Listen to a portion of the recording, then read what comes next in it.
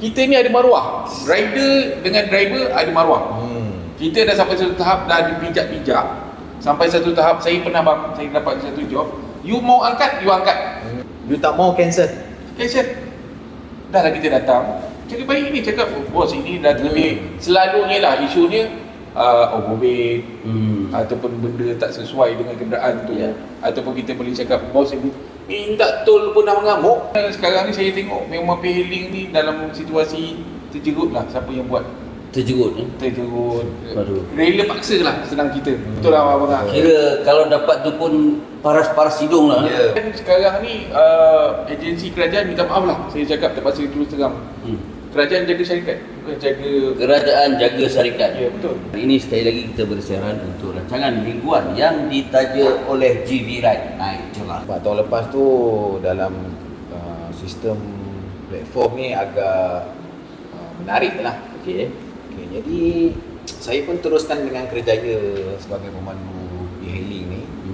Dan keadaan tambang pun orang cakap boleh cari makan lagi lah. Tapi semenjak ni tahun demi tahun kadar tambang tu semakin hari semakin turun. Merundum tuan-tuan. Jadi parah. Jadi bukan kata saya yang terasa dia punya bahang dia tu. Jadi nak dikatakan semua pemandu e-hailing yang membuat kerja e-hailing ni terkesan dengan pendapatan harian dan bulanan lah. Semakin hari harga tambang semakin turun.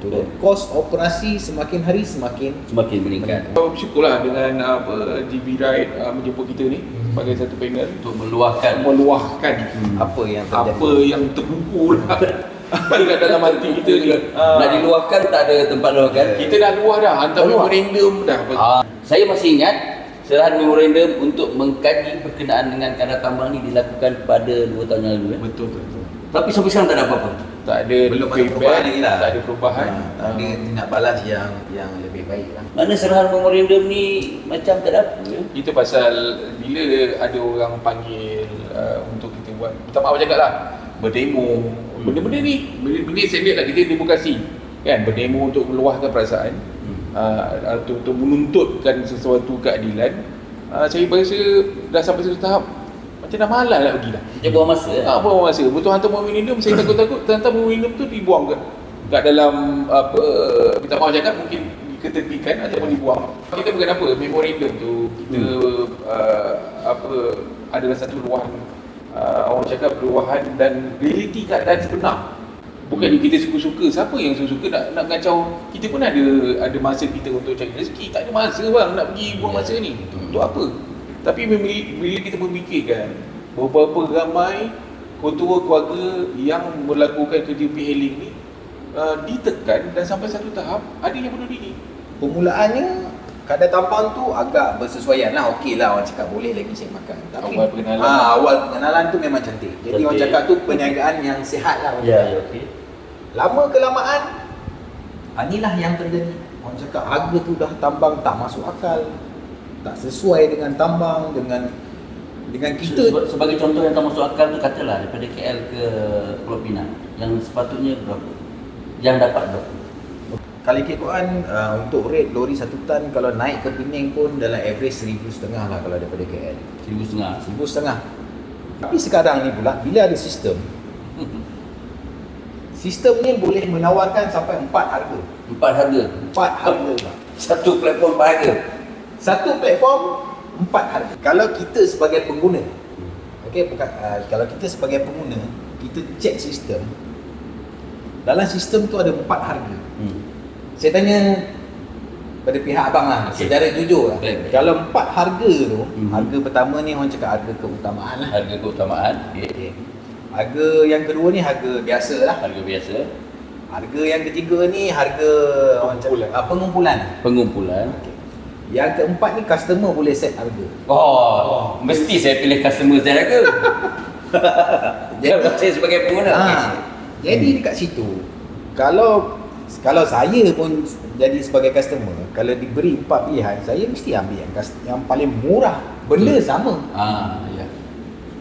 Pick up pun sama, hantar pun sama. Orang cakap kalau lambat sikit pun tak kisah dia sampai. Jadi sampai. Itu pasal bila kita agree dengan customer, dia sebenarnya dalam sistem Dalam mak. sistem.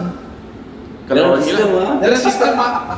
Jadi kita sebagai driver umpama macam tersepit. Kita dah tak ada pilihan.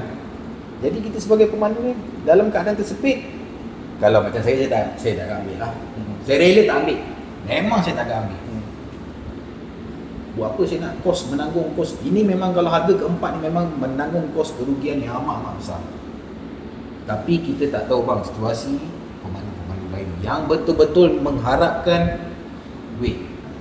Baik sahabat-sahabat, satu platform 4 harga. Bila ditanya yang mana anda pilih sebagai pengguna, mesti yang keempat. Ya.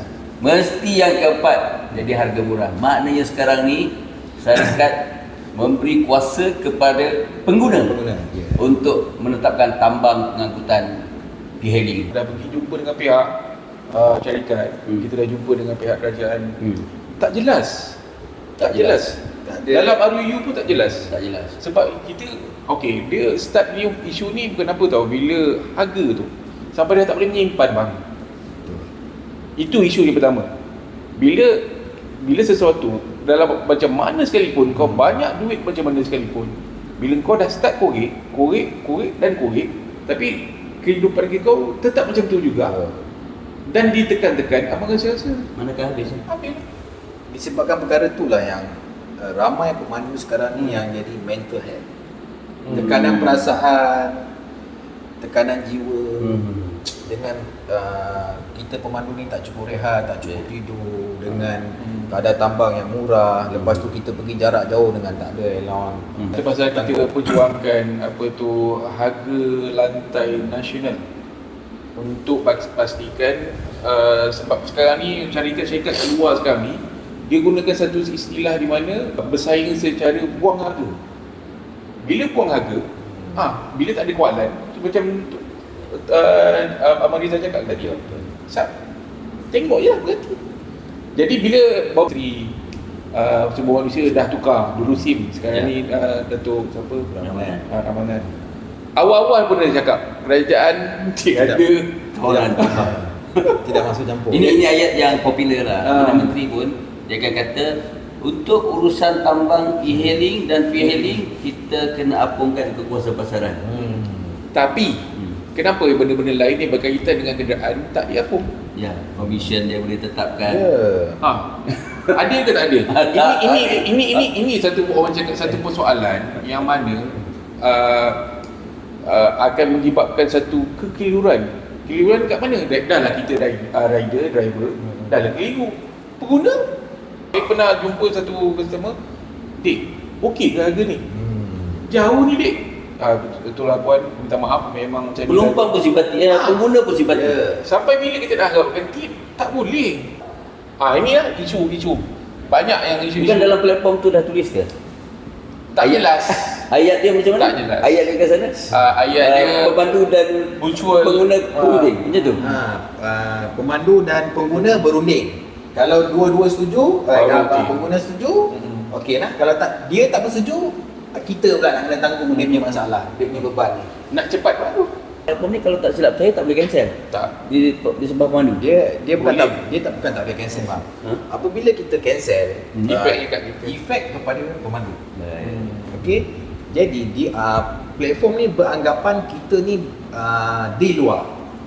Faham tak? Kita cancel dalam sistem, tapi kita berurusan di luar. Dia salah sangka pula. Salah sangka pula. Padahal kita tak jalan. Okey, baik.